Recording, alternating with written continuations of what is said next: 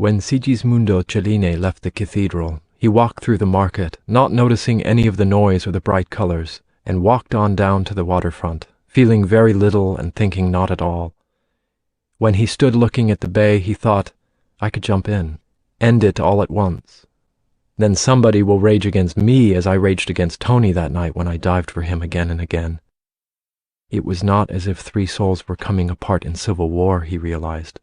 The Rosicrucians have it a bit too pat there. It is more like gears turning. I call this gear the vegetative soul, and that gear the animal soul, and the next gear the human soul, but it is all just wheels and mechanical reactions. If I'm going to jump, it is not that I decide on death, but that the machine has been set to plunge into the sea. It is terrible what is happening in my living room, Uncle Pietro had said when they were torturing Peppino. This night will curse us all. The machine did not feel anything. It just walked toward the bay, blindly. The truth, Sigismundo thought, is that I do not feel anything because I am afraid to feel what is happening. That is why the machine walks without knowing where it goes. You will come to us in the end, Peppino had said. Selfishness, vanity, jealousy, rage, those were the vices that had to be conquered before the fourth soul could crystallize.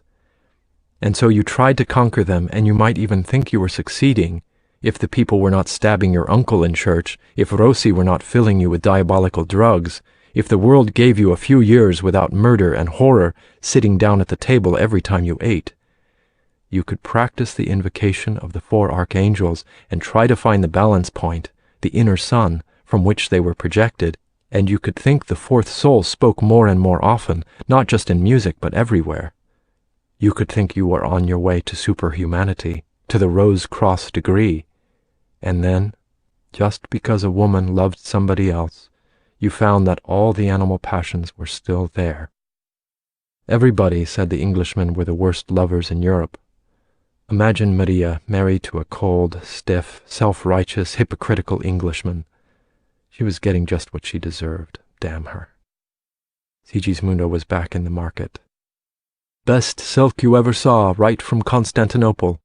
Lowest prices you ever heard of. That was strange. He did not remember walking away from the bay. This was what happened when your rage was so intense that you could not allow yourself to feel it. He had been working on his autokineton again the last month. Great things were being done in chemistry. Sigismundo was convinced there was a way to power the autokineton when the right chemicals were found. That is probably as crazy as my music. He entered the Osteria Pompeii. The reason God made grapes was so that men could discover wine and escape from the misery of being human for a while. The reason mules are so sad is that they have never found a way to escape from the misery of being mules.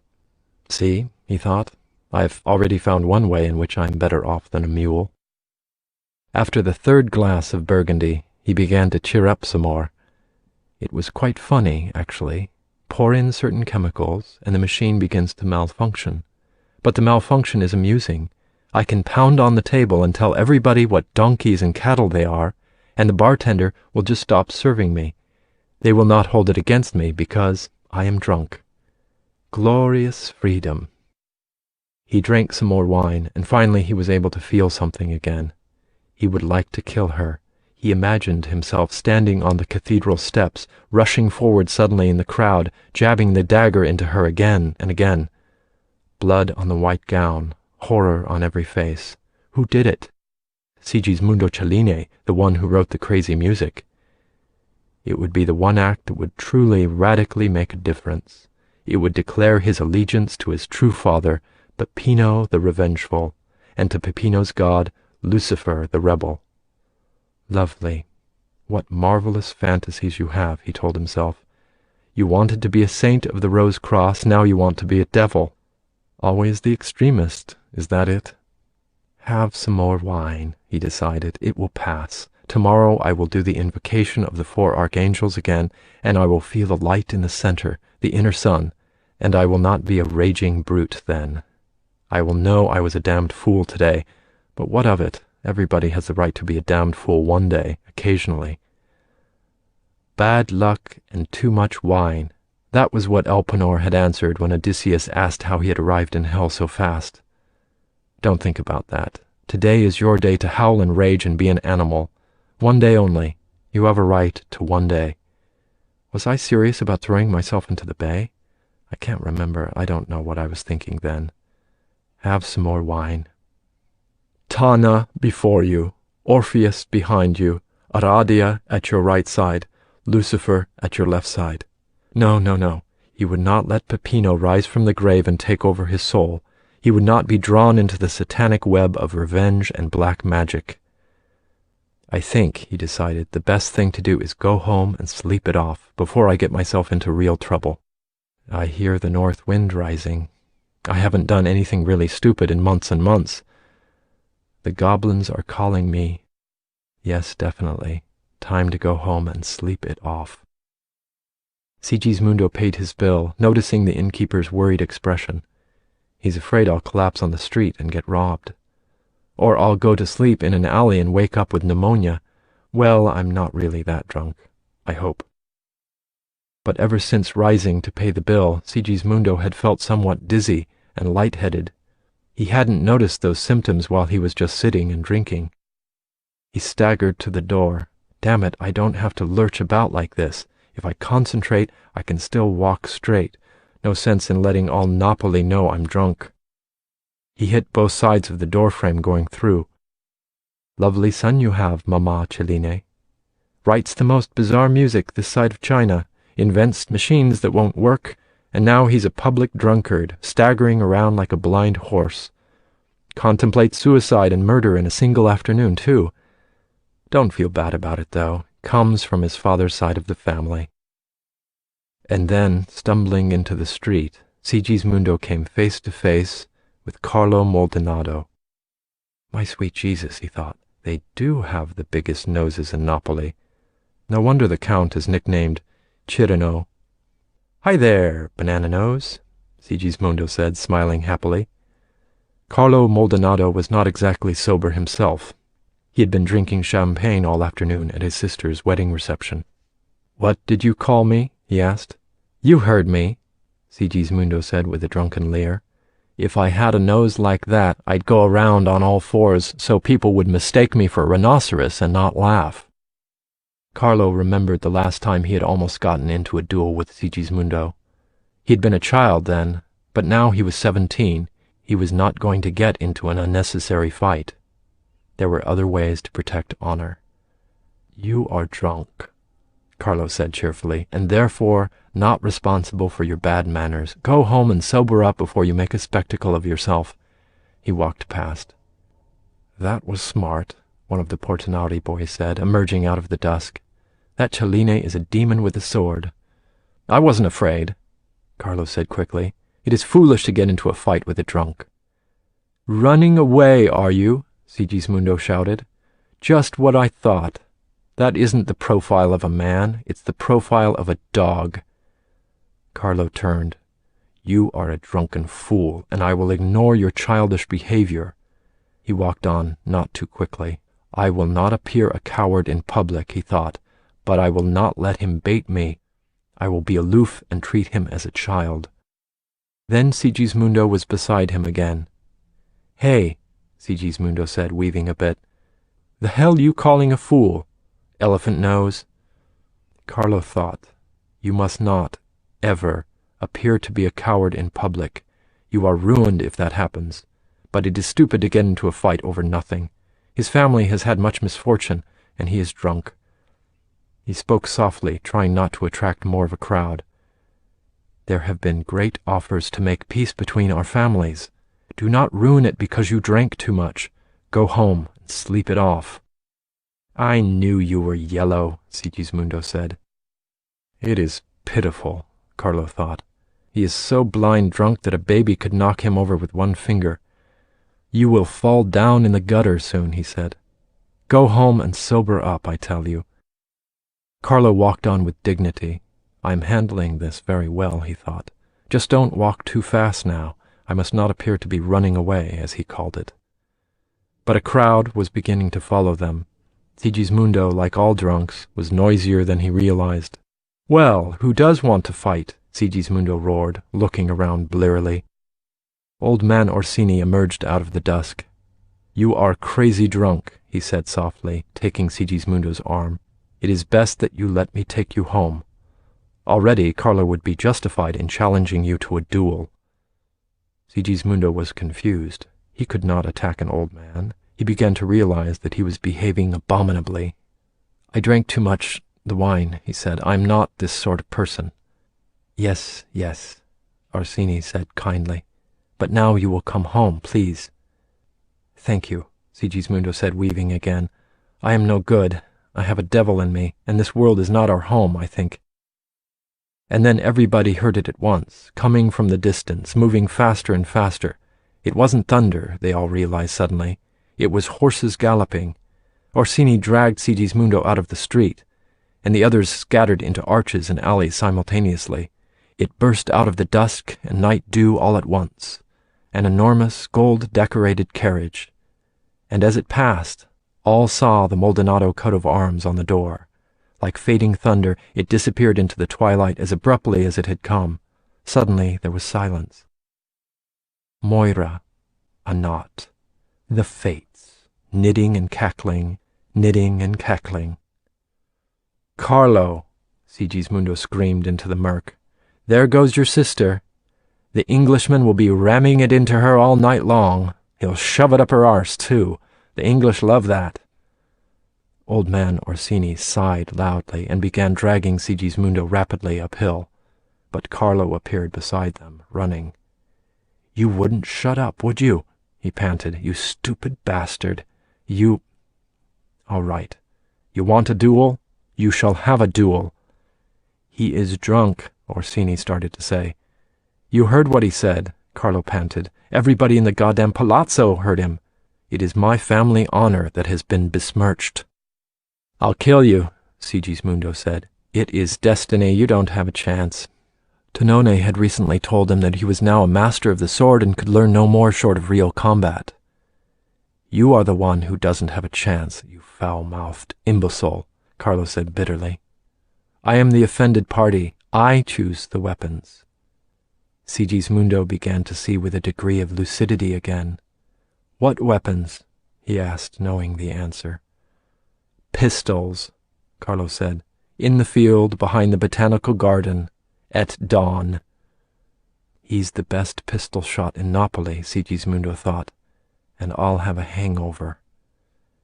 "Bad luck and too much wine," Elpenor said. When they arrived at the Cellini household, Sigismundo left Orsini at the gate. "I can walk to my room unaided," he said with an attempt at dignity. If the family learned about this business, he knew, the duel could still be avoided. Uncle Pietro, the master of negotiation, would see Count Maldonado, even in the middle of the night, even with the Count himself probably somewhat drunk from the wedding reception. Something could be worked out. It was possible. Only a dozen or so men had been in the palazzo and heard the challenge, and, since dueling was illegal, they would not be talking about it, yet. So it might be announced that Sigismundo Cellini had received an appointment to teach music theory at the University of Paris. With Uncle Pietro's contacts, such an appointment might even be the truth before Sigismundo was further north than Milano. Carlo would eventually agree, if the Count insisted on it, that such an exile was sufficient punishment. Pietro could negotiate something like that. But the men who had been in the palazzo would know, and eventually they would talk. "That Cellini fellow who wrote the terrible music, remember? I know why he really left town. I was there when it happened. He was as foul-mouthed as a Corsican. Yes, and when he forced Carlo Maldonado to challenge him, what did he do? Turned tail and ran like a coward." Sigismundo collapsed on his bed, exhausted and already beginning to feel the hangover. "They say he's still hiding out in Paris, afraid to come back." "Well, how can he come back, a man who's marked as a coward?" The duel could be negotiated away. Uncle Pietro was the man who could sell mud during a rainstorm. But the rumors afterward, they were non-negotiable. Nothing would stop the rumors. "Turned tail and ran like a coward." Christ, Sigismundo thought. It feels as if my head had the drum section of the teatro rehearsing inside it. Everybody has the right to be a damned fool for one day, I told myself, but I forgot that the consequences can last more than one day, can last for the rest of your life. Why not let Uncle Pietro negotiate the duel away, start a whole new life in Paris, or Oxford, or wherever they send the cases too crazy for Napoli? Does it matter what people in Napoli say if I'm not in Napoli? Does it really make sense to go out there in the dawn, with my head splitting and my hand unsteady, and get myself killed? There was no use thinking that way. It carried no conviction. Because I was a Neapolitan before I was a Mason, before I was a musician even, before anything. And a Neapolitan does not run away from a fight. That is because we have been conquered so often, Uncle Pietro says.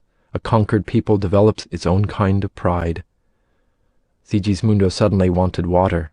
He wanted to drink a gallon of it and pour another gallon over his head, but he remained on the bed. He would wait a while before attempting to go down the stairs to the well. Coming up had been enough of a challenge. He wondered how many duels had been fought by drunken participants. A great many, probably. Outside the damnable books of romance, sober men do not get themselves into this kind of mess. As a matter of fact, Carlo seemed a bit unsteady himself. He had probably been drinking at the wedding reception.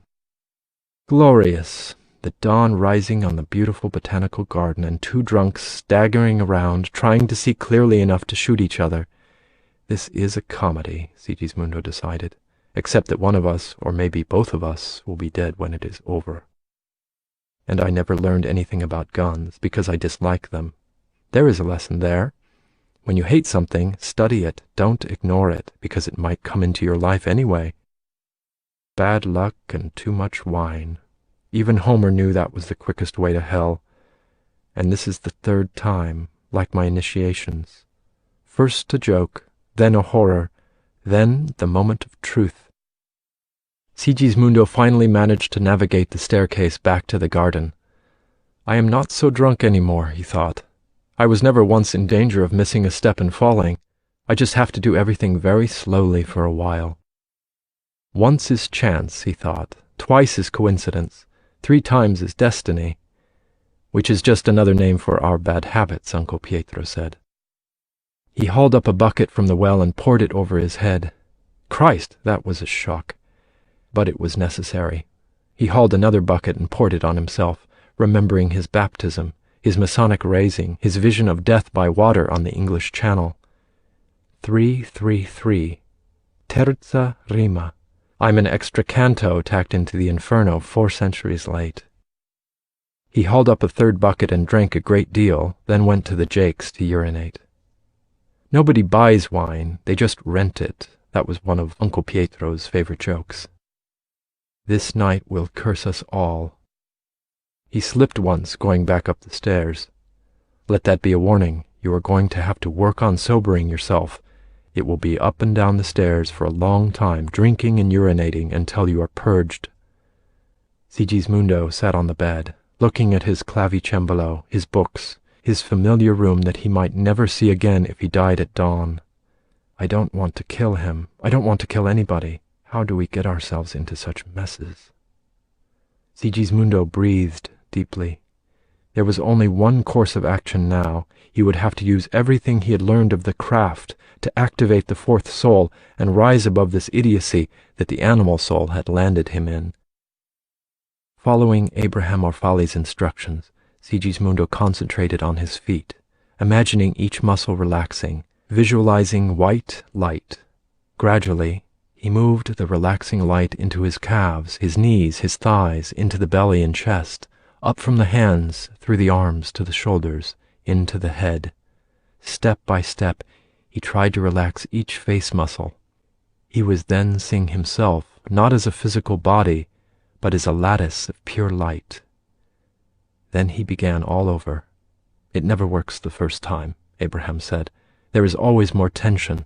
Start over and do each step a second time. Sigismundo worked his way up from his feet to his head again. He held the vision of pure light for nearly a minute, remembering the arm movements of his first-degree initiation.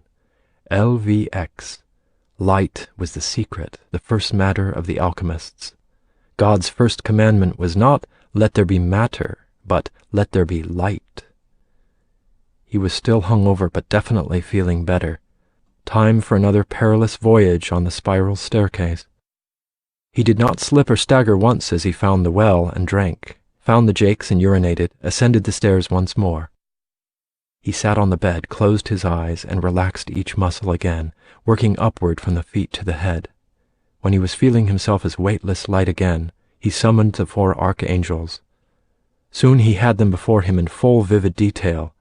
Raphael in his blue robes, Michael in his red, Gabriel in gold, Ariel in green. Now the hard part began. Without concentrating on the 4 guardians, he tried to keep them still present, and he began the middle pillar meditation. The first step was to visualize a white light, about the size of a large melon, floating in the air above his head.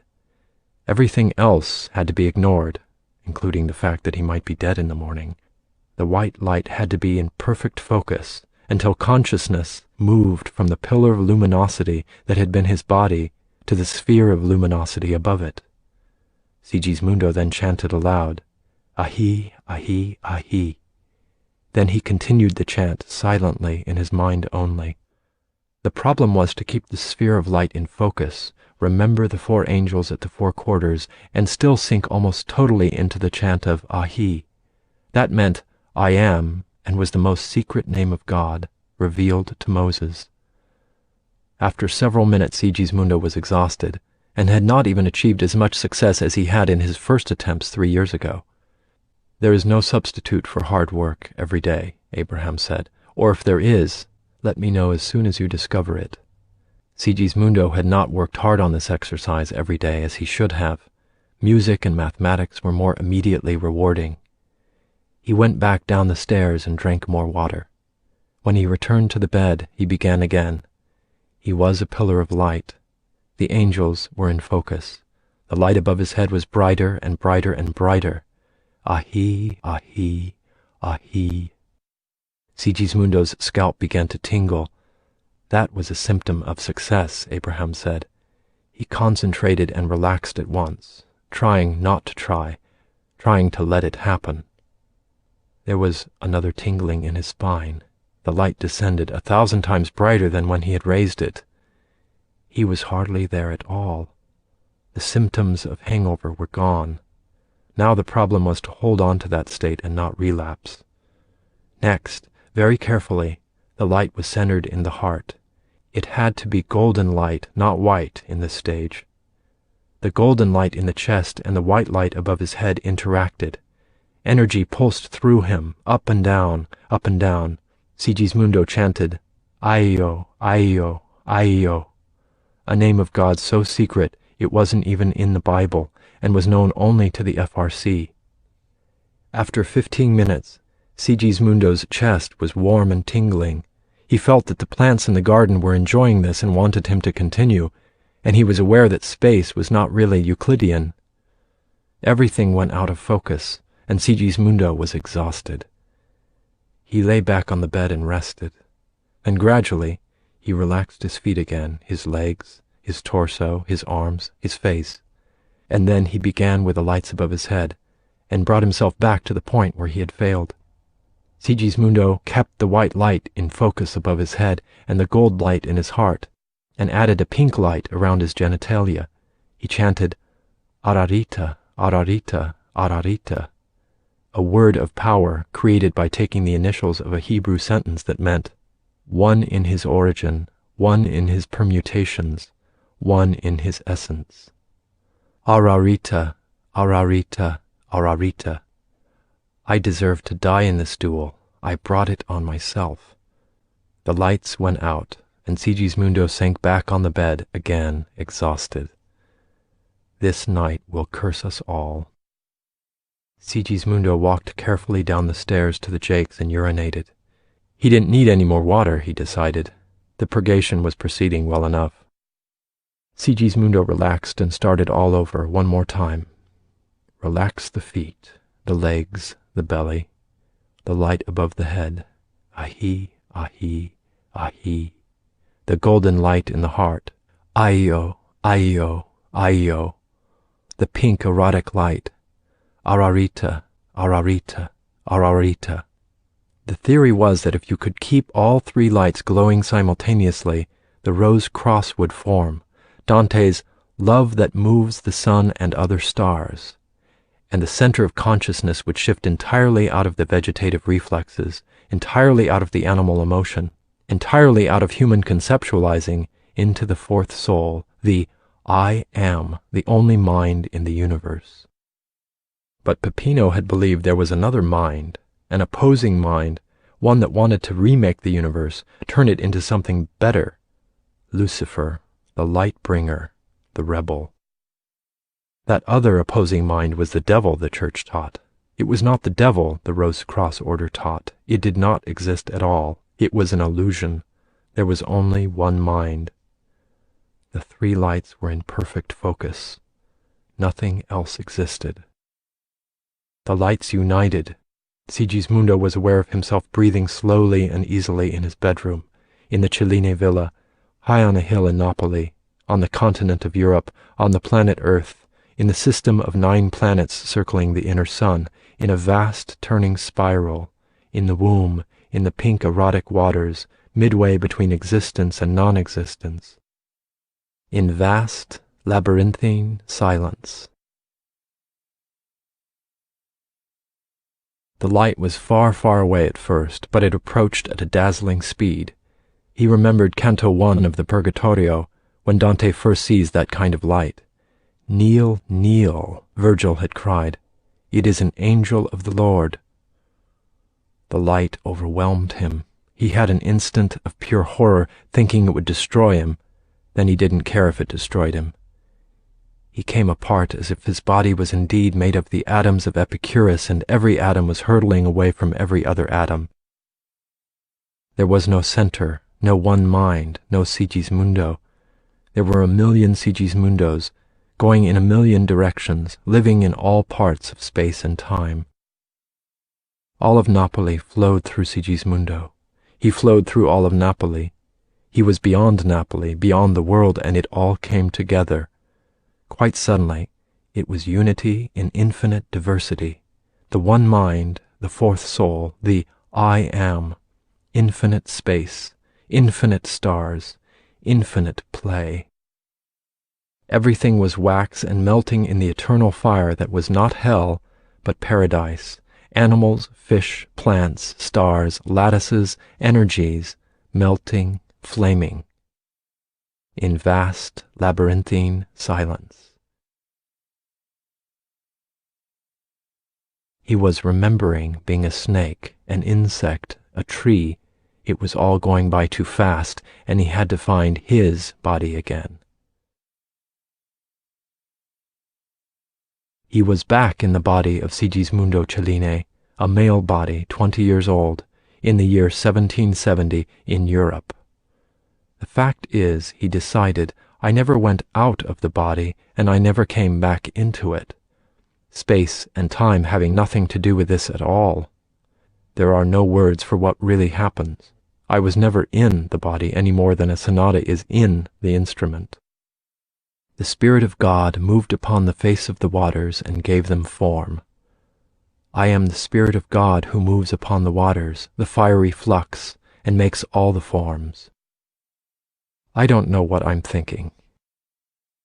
The light was not a blinding flash any longer. That had been some sort of explosion or spasm in his brain. It was part of the chaos that the brain experienced when losing one set of circuits and reorganizing itself upon a new set of circuits. The light was a simple lucidity now. Nothing was overwhelmed by it, but everything was seen more clearly in this illumination. It was indeed I am, because it was nothing more complicated than his own mind purged of the habits and limits of a lifetime.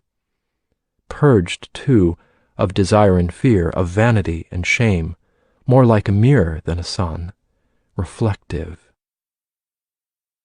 And so he waited then, without anxiety and without impatience, listening to his soft breathing, lost in the vast labyrinthine silence, knowing his invulnerability. Having died 1,000,000 times, he knew that death didn't change anything. The universe had died 1,000,000 times in those few minutes, and it was back again, too. The habit of seeing everything but his thoughts as outside was only a mind construct, as Hume would say. He could see everything as inside or as outside or as both. It was most amusing, he decided, to hold the double perspective and see everything as both inside and outside simultaneously.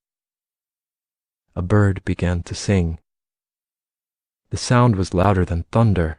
He realized that he had never completely heard a bird song before, because he had never been in the vast labyrinthine silence before.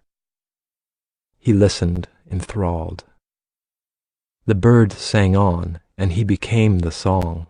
He flowed into the bird flowed into him. They were singing, they were not singing. There was only the song. More birds joined in. It seemed as if he could hear each one of them, all the way down the hill, all across Napoli, flowing into the worms, into the living earth itself. There was no Sigismundo again. He came back slowly, not rushing it this time, to the single focus. The sun was beginning to bleed into the darkness, and the sky was turning pink, light like a rose opening. Brother sun, sister moon, he thought. San Francesco was not being fanciful when he wrote that. Sigismundo took off his damp clothes, washed quickly, and dressed in his best outfit. By the time the sky was fully aglow, he was standing outside the gate on the street, waiting. And when the seconds arrived, he greeted them quietly, knowing his infinity, and smiled slightly, not bravely or boldly as he imagined himself smiling, but simply seeing it all with great amusement, since he had never seen clearly before, still lost in the vast silence like an empty cathedral at midnight, everything left an echo. And as they walked toward the botanical garden, Sigismundo looked about him with awe, as Adam must have looked at Eden on the first morning, seeing every bush, every flower, every petal with that new vision, knowing his invulnerability. He could walk away from it all. He didn't even have to leave Napoli. He could stay right here, with the whole town calling him a coward, and that would not matter, since he was no longer Sigismundo Cellini, but the one mind, the only mind, temporarily playing at being Sigismundo Cellini. On the other hand, this duel was his destiny, and it did not really matter one way or the other. It was enough just to smell the dawn, the freshness of everything waking after night, and to notice the dew clinging to a rose petal. In the vast labyrinthine silence, knowing his invulnerability, he did not care that Sigismundo Cellini was a damned fool a great deal of the time, and might die for his latest foolishness. He did not care that Sigismundo Cellini was a very bright fellow at times, and might make important contributions to music or to mechanics. The autokineton was possible somehow, or to some field or other, if he ever got his head straightened out and decided what his real talent was. It was funny, in a sad way, that Sigismundo Cellini got drunk and acted like a brute and an idiot because he thought one woman was more important than the rest of the world. But that was the kind of idiocy to which Sigismundo was prone, like many other young males. He wondered what Maria was actually like. The phantom in his mind, the goddess he had created, was just the fifth soul trying to wake the fourth soul, Sechinah, the embodied glory of God, which always takes a female form, as Abraham had taught him. Who was the actual Maria, the woman he had confused with this eternal presence? He knew less about her than about the continent of Antarctica. In a sense, he thought, I am still Sigismundo Cellini. I have to live out his life. That was sad and funny, since he knew Sigismundo Cellini was no more solid than a sonata. Being all mind forms, he could adopt that form, the Sigismundo form, again. But he could also walk away from it any time and watch it. The fourth soul is like being an actor on the stage, he thought, and also like being in the audience watching the whole drama and being the author himself. And now they were crossing the botanical garden and entering the field. Carlo and his seconds were waiting. Sigismundo suddenly felt a vast, unexpected wave of compassion. Carlo looked very nervous, even though he was the best pistol shot in Napoli. The poor boy, Sigismundo thought. He imagines that if Carlo Maldonado dies, he will cease to exist. The 4 seconds were conferring. They tossed a coin 3 times. It was decided that Portinari, the barber surgeon, would give the shout of fire at the appropriate time. Carlo was formally asked, as the offended party, if he would accept an apology. If he agreed, Sigismundo would then be asked to offer the apology. "No," Carlo said, white-lipped. "You all heard what he said about my sister." Another bird began to sing. Just one bird this time. Sigismundo did not recognize its call. Perhaps some voyager from the north on its way to Africa for the winter. And he was at one with it, as he was at one with all things, having become the inner sun, the single star, the source of every permutation of consciousness. He smiled again, knowing his invulnerability. So, when the pistol in the velvet-lined dueling case was handed to him, he took it without any emotion and examined it carefully. It required none of the art of the sword. You merely had to point correctly and fire quickly, and Newton's laws would do the rest. "I will aim for the shoulder," Sigismundo decided. "He is nervous and I am not, so I can shoot first. Then all this damned fool honor business will be satisfied. Old Portinari will have the bullet out of him in 10 minutes before blood poisoning or anything like that can happen." He walked his 10 paces with the serenity of a monk telling his beads on a rosary, and turned, cocking the hammer, waiting. Even at 20 paces he could see the sweat on Carlo's face. The strange northern bird sang again.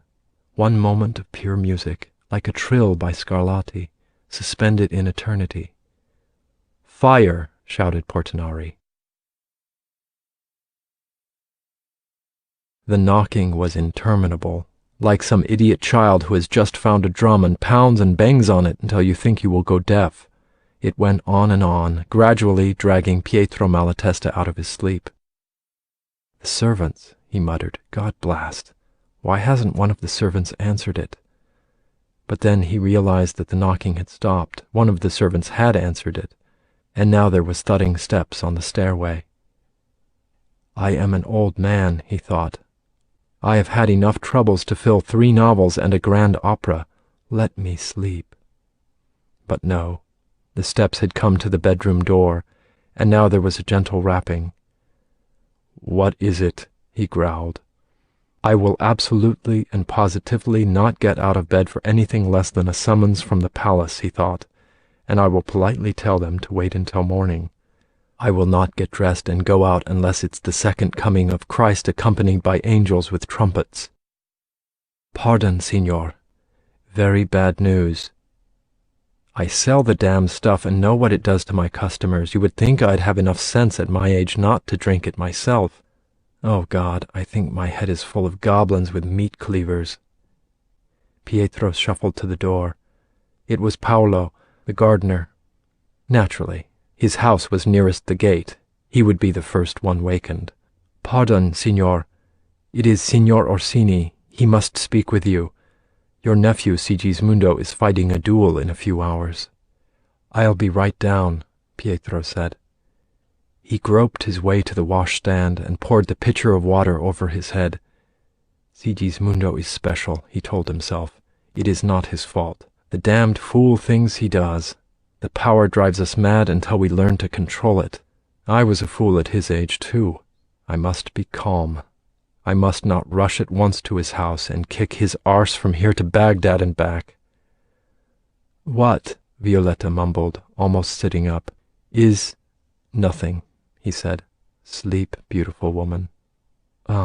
She said, settling back.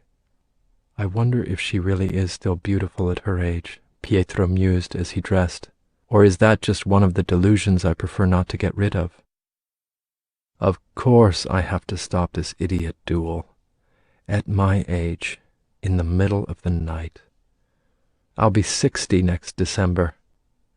Maybe the stars are right. Maybe Sigismundo is under protection until his destiny is achieved. Then I can just go back to bed and wait for the elephants in my head to stop dancing. No, that is a delusion I cannot afford." But by the time he had his boots on, he was thinking clearly again. Just another merry day with those fun-loving Malatestas, some casual slaughter before breakfast. At least the boy knows how to use a sword, thank God. When Pietro arrived in the living room, Orsini looked ghastly. Of course, Pietro thought. He's been up half the night worrying if it was proper to intervene. Thank you for coming here, Pietro said at once, making a mental note to send Orsini a case of wine the next day. Always reward the bringers of information, whether the news is good or bad. That was one of his basic rules. It guaranteed that he would know more news faster than anybody else in Napoli. Tell me whom my idiot nephew is planning to murder. Carlo Maldonado, Orsini said unhappily. But it is your nephew who is in danger. Oh? Pietro realized what that meant. Carlo was the offended party and picked the weapons? Yes. Pistols, of course. I am sorry to tell you this. Damn, Pietro grimaced. He's been fencing for 10 years now, so naturally he gets himself into a duel with pistols, against a fellow who is said to be able to shoot the hind leg off a crab louse 20 yards, riding backward. Where? Behind the botanical garden at dawn. Pietro glanced at the clock on the mantel. 23 minutes after 5. At this time of year, dawn was about a half-hour away. Pietro seized Orsini's hand. Your kindness will be remembered, he said warmly. The Malatestas will always be your friends. He was already moving Orsini toward the door, grabbing his own cloak as he went. No time to get to see Count Maldonado, he was thinking. No time for anything but a mad dash to the botanical garden. No time for diplomacy or negotiations, no time for wheeling and dealing, no time for any of my tricks. All I can do is to try to be there before the shooting starts, and then I improvise. He thanked Orsini several times more before they parted. Then he did not attempt to run. With a few gallons of champagne aboard and 59 years of tiredness in his bones, he knew he would just collapse of exhaustion. He walked rapidly, not letting his heart overtax itself, slowing once or twice when he heard himself panting. He kept a good pace, constantly scanning the east, watching for the first streaks of sunrise. He was doing the relaxing breath and visualizing the inner sun. There is no sense planning anything, since it all depends on when I arrive. I will just have to trust my instincts. There is only one mind. If I am empty enough, that mind will act through me. I may not have the power Abraham has, but I have over 30 years of practice by now. Relax, be alert, and remember the 8 invisible aids. My habits will carry me through. Ex Deo nascimer, in Jesu morimur, per spiritum sanctum reviviscusmus. And then he saw a streak of rose on the horizon. Don't run, you are almost there. But the rose was turning into a huge fireball of orange. He hath given me power to run through a troop and leap over a wall, the psalmist said. He, the fourth soul, does not know space, time, or limits. Pietro Malatesta ran. Like a boy of 19, as if 40 years were removed in the twinkling of an eye, the psalmist's words repeating again and again in his head, he ran through the gate of the botanical garden, seeing the whole sky eaten by tangerine fire, ran among the lilies and roses and cosmos and daffodils, ran toward the field where he could now see the small group standing about, ran faster as he recognized Sigismundo pacing out his 10 feet in one direction, and Carlo Maldonado pacing in the other direction, ran and ran and ran, repeating, He hath given me power to run through a troop and leap over a wall. He appeared racing across the field with the speed of a deer just as Portinari shouted, Fire! Stop! Screamed Pietro. Everybody jumped as 2 shots rang out. Sigismundo heard the shout of stop and recognized the voice even before he involuntarily turned toward the source of that voice, and he jerked the trigger automatically, and then the whole universe exploded. He was thinking that the gun had a terrible kick to it before realizing, admitting, that he was hit, that the world was not being destroyed by fire, but that it was only his body contorting with pain. There seemed to be millions and millions of suns, just as Bruno said, and each sun was going out one by one as the cosmos plunged into deathly darkness and chaos. But that was only his body. It wasn't really the whole universe. It was like crossing the English Channel on the boat. The waters all cold and choppy, and he was falling off the boat into the cold waters.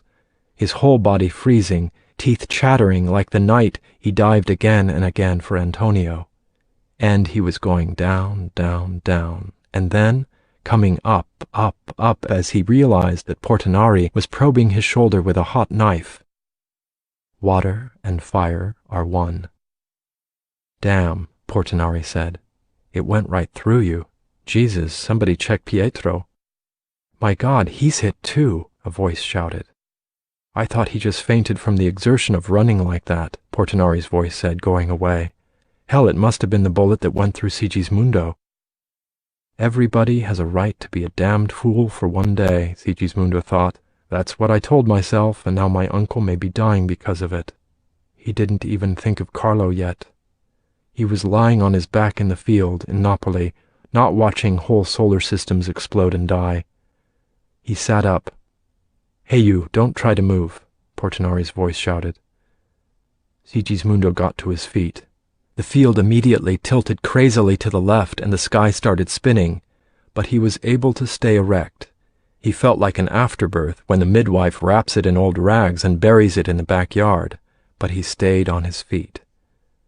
Portinari was crouching over Uncle Pietro's body about 50 feet away. Stay down, he shouted back at Sigismundo. I can't take care of both of you at once. Sigismundo took a step and stumbled. Toward the one, the perfection of love, harmony, and beauty.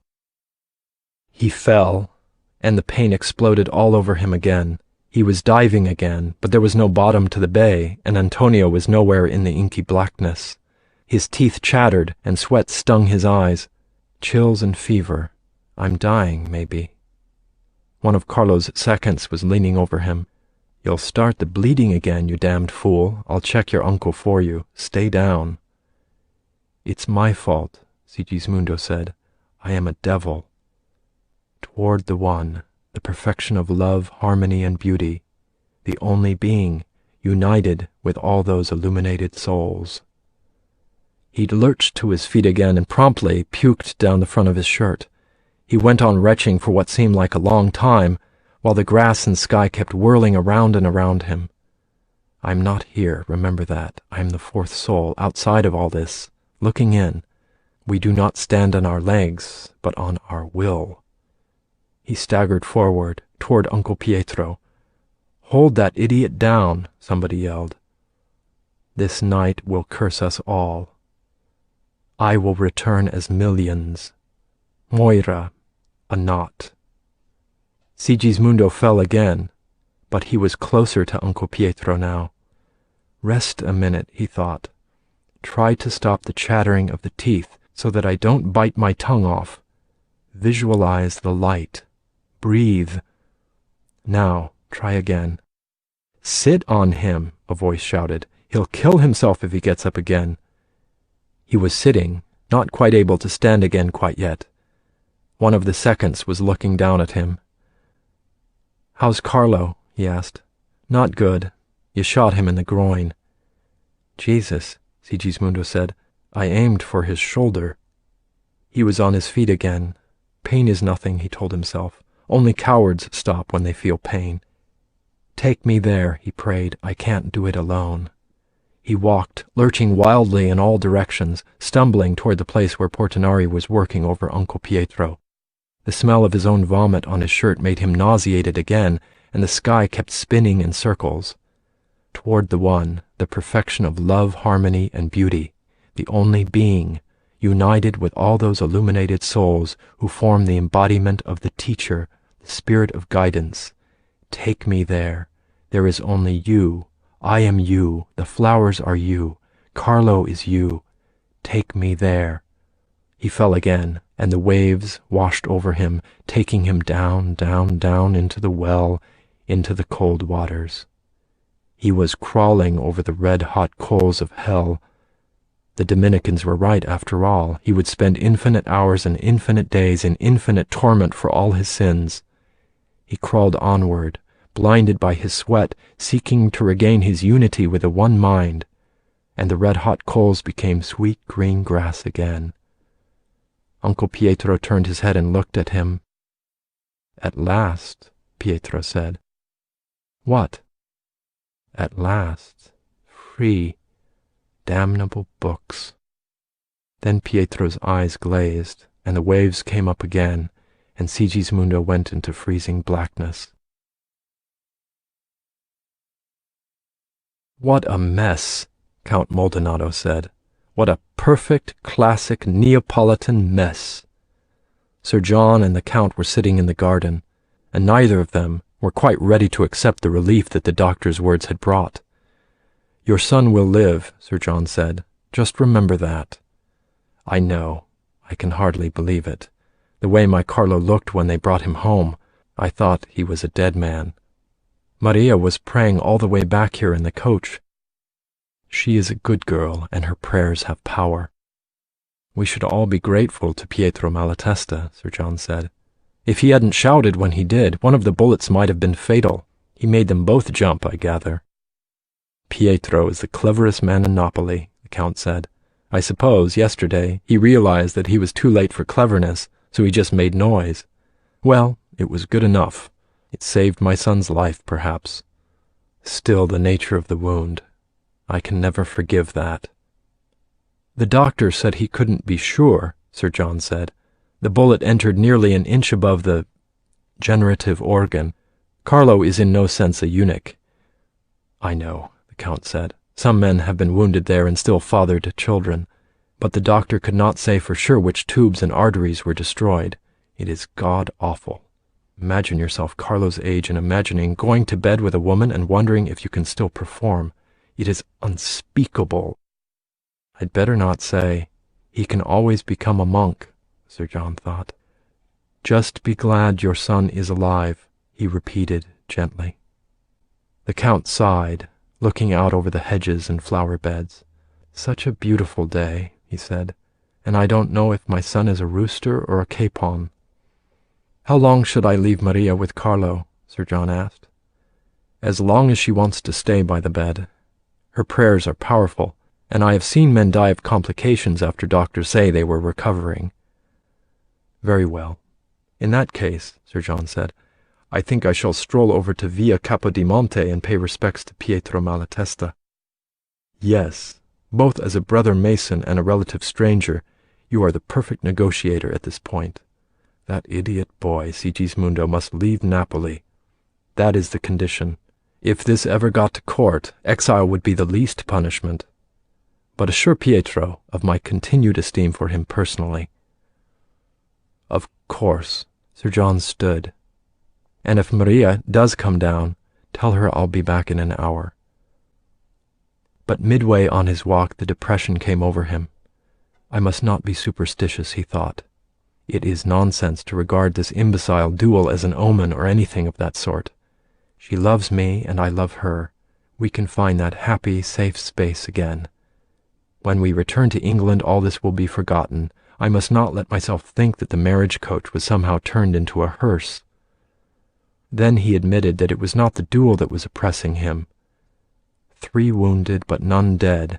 It was almost a happy ending to what could have been a tragedy. His dark mood was caused by something he did not want to notice. A boy walking ahead of him on the street. A boy he did not want to stare at. A boy with the grace of an Athenian statue. After 3 days, the doctor said Sigismundo could take a walk any time he wished, as long as he didn't go too far or overexert himself. Sigismundo went straight to the ghetto and found Dr. Orfali's shop. As usual, the bell rang and old Abraham came from behind the curtain. Sigismundo again thought of a cuckoo clock. "You do not look bad for a boy with a hole through his shoulder," Abraham said. "It's healing. I even played the clavicembalo this morning. A little." "Come in the back, where we can sit," Abraham said. Sigismundo remembered his first visit to that room and the first glimpse of the 4 guardian angels. "So," Abraham said, sitting comfortably, "you have come here to be denounced, no? Hasn't Pietro chewed you out enough already? You need more?" Sigismundo waited. "It isn't that," Abraham said. "Oh, how stupid of me. You have found the 4th soul. You can tell just by looking at me? How big is it?" Sigismundo smiled. "How old is it?" Sigismundo laughed. "So, you went all the way. What do you want from me, then?" "It wasn't the way it's supposed to be. I had to get drunk and make a fool of myself and shout obscenities in public. I almost killed Carlo. I almost got my uncle killed, too, for that matter. I am a beautiful example of everything a Mason should not be. I do not deserve the 4th soul."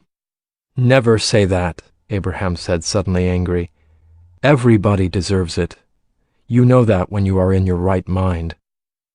I have been a bigger fool than ever, and have disgraced my family, and now I have to go into exile like a common criminal. And you have lost the 4th soul already. I can see that, too. Don't worry. Once you have been there, you can always find your way back. It is easier the second time." "I may have emasculated Carlo," Sigismundo cried. "That puts me in some elite corps with Aunt Gina.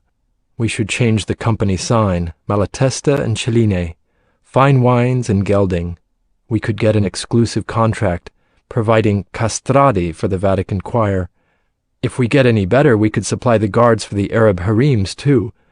You did come here to be denounced." "No. All I have to do is think of Carlo's eyes looking at me.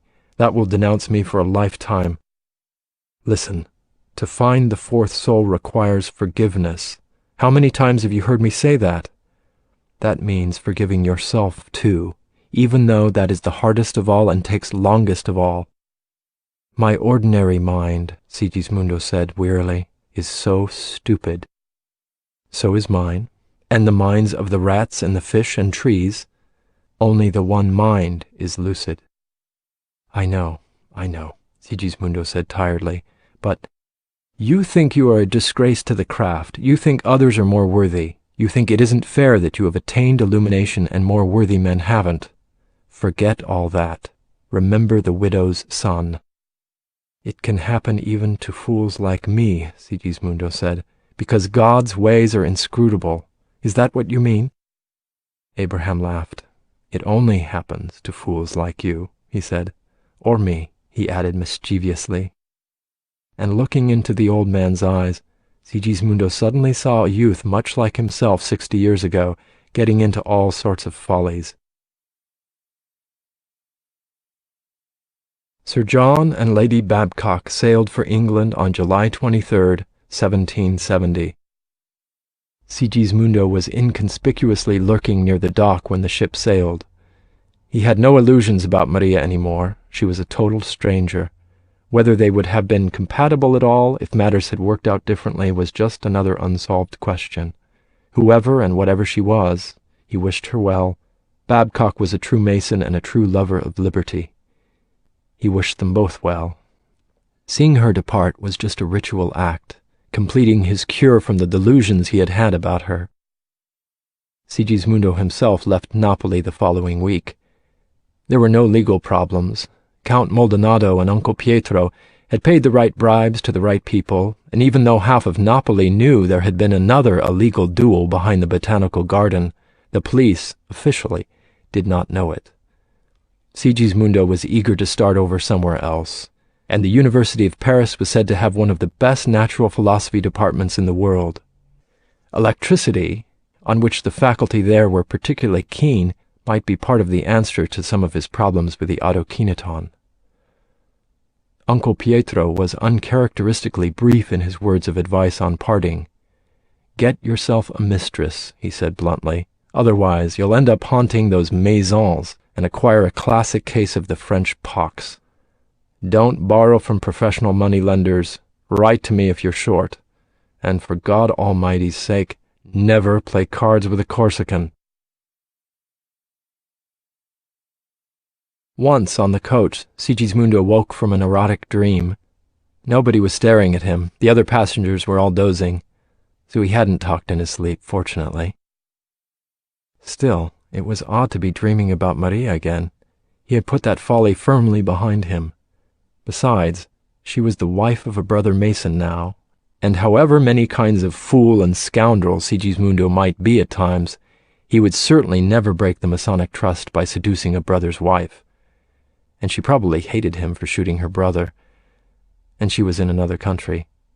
The dream was an obvious absurdity. He would never see Maria again. He was sure of it.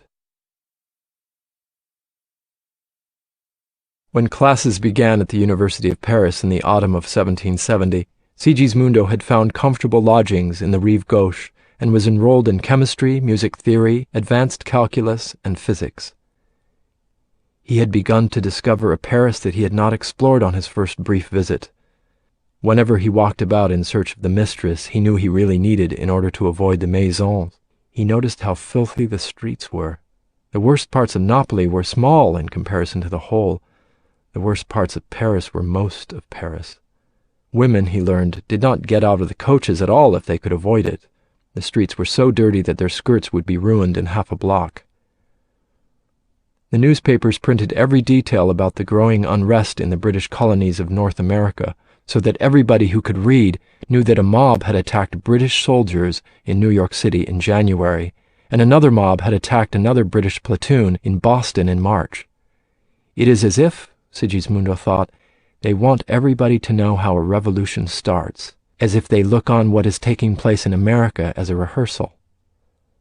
At the university, egalitarianism was not regarded as a radical notion by either students or professors. It was an inevitability, and the only question was, how soon? If I told them I am half peasant, Sigismundo thought, they would take me on tour as an exhibit proving that all men are born equal and only society determines their differences. And then on December 17th, sitting in an outdoor cafe, Sigismundo saw the Bavarian lawyer he had met in Abbeville at the time of the Labarre atrocity. Herr Zeusser, he called out at once. The obese Bavarian stopped and stared. Signor Cellini, n'est-ce pas? He asked hesitantly. Of course, it's been years. Have a seat, Sigismundo said. How long will you be staying? Zeusser was as bland as ever. I am now permanently in Paris, he said. The Bavarian climate became, a bit uncomfortable for me. That was not a slip, Sigismundo realized. It is good to see you again, he said, holding out his hand. Their fingers probed and formed the grip. Sigismundo was not surprised. Zeusser's opinions would draw him to Masonry eventually. Maybe he had been a fellow of the craft as far back as their meeting in Abbeville. I am more or less permanently in Paris myself, Sigismundo said, at least until I've learned what I want to learn at the university. How long have you been here? Zeusser said cordially. More than 3 months.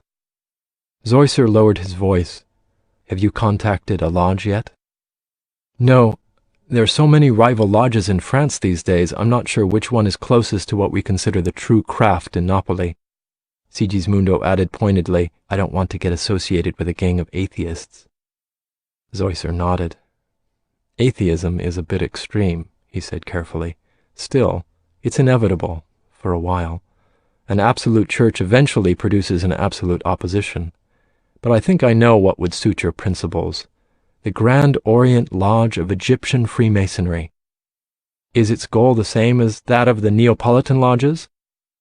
I have never been in Napoli, Zeusser said, but I have met other Neapolitan Masons, and I think I understand your principles. The Egyptian lodge will be most compatible. They too aim at expanding the mind to form higher selves. How do I contact them? I'll be glad to take you to a meeting.